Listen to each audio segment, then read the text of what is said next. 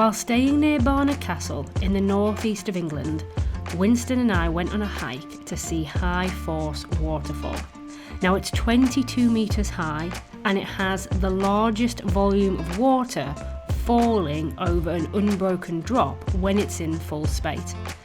Now we managed to find this viewing platform where we could see it from a distance, and then we decided to hike up close to it.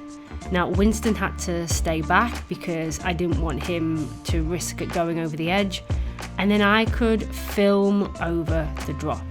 But as you can see, as I bring the camera back, I'm not actually that close to it because it did make me quite nervous.